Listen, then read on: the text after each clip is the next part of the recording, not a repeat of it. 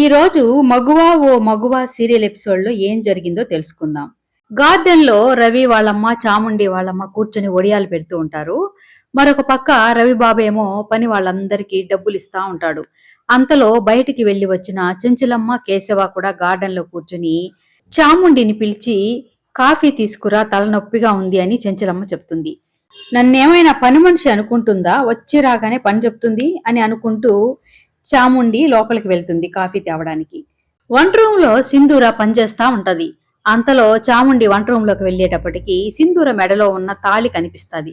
ఇక తనైతే షాక్ అయిపోతుంది, కానీ అక్కడ అడగదు. చాముండి రావడం గమనించిన సింధూర తన మెడలో ఉన్న తాళి బయటికి రావడం గమనించి లోపలికి తోసేసుకుంటుంది. అది కూడా చాముండి గమనిస్తుంది. దీని మెడలో తాళుందేంటి, ఎవరు కట్టారు అని సింధూర మెడ వైపు తొంగి తొంగి చూస్తూ ఉంటది. అంతలో చక్రం ఆ విషయాన్ని గమనించి, ఏంటి సింధూర వైపు అలా చూస్తుంది, తాళికన చూసేసిందా ఏంది అని అనుకుంటాడు చక్రం. తర్వాత సింధూర వెనక్కి తిరిగి చూసి, ఏం కావాలి చాముండి అని అడిగితే, అత్తమ్మకి కాఫీ కావాలంట, తీసుకెళ్ళు అని చెప్తుంది. తర్వాత సింధూర కాఫీ తీసుకెళ్లి అందరికి ఇచ్చేసి వెళ్ళబోయేటప్పుడు చాముండి సింధూర నాపి, నీ మెడలో తాళి చూశాను, తాళేంటి చూపించు అని అడుగుతుంది.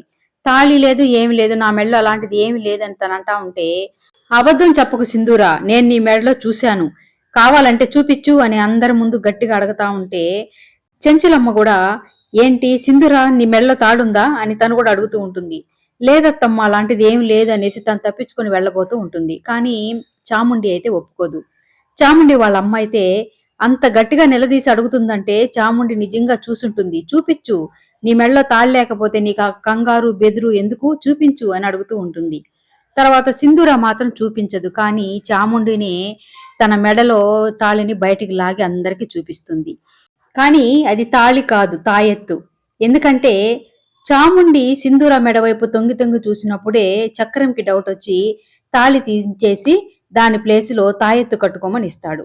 నీ మెడలో తాళి లేనప్పుడు చాముండి అంతసేపు అడుగుతుంటే చూపించడానికి భయపడతావెందుకు సింధూర అని చెంచలమ్మ అడగడంతో చక్రం అందుకొని, అది అమ్మవారి తాయెత్తమ్మ, ఎందుకంటే కళింగ సింధూరమ్మని చంపబోయాడు కదా, అందుకని నేను తాయెత్తు తీసుకొచ్చి సింధూరమ్మకిచ్చి వేసుకోమని చెప్పానని చెప్తాడు.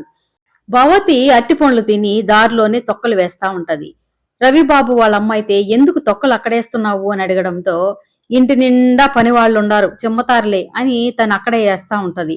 అంతలో తన కూతురే వచ్చి అక్కడ చూసుకోకుండా తొక్కల మీద కాలు పెట్టి జారి కింద పడిపోబోతుంది. అంతలో చంటి వచ్చి చాముండిని పట్టుకుంటాడు. తర్వాత ఇద్దరు కింద పడి దొర్లుకుంటూ పడిపోతారు. జరగబోయే ఎపిసోడ్ లో సింధూరాన్ని చూసుకోవడానికి పెళ్లి చూపుల కోసం పెళ్లి కొడుకు వాళ్ళ కుటుంబంతో పాటు వాళ్ళ ఇంటికి వస్తారు.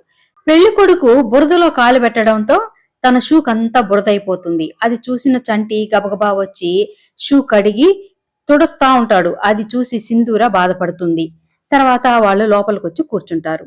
సింధూర ఏ అలంకారము లేకుండా మామూలుగా వచ్చి కూర్చోవడంతో పెళ్లి కొడుకు అడుగుతాడు, అమ్మాయిని ఇంత సాధారణంగా తీసుకొచ్చారేంటి అని అడగడంతో, అమ్మాయికి భర్త చనిపోయాడండి, ఇది రెండో పెళ్లి అని పంతులు గారు చెప్పడంతో పెళ్లి కొడుకు అయితే, అంటే సెకండ్ హ్యాండ్ అన్నమాట అని అంటాడు.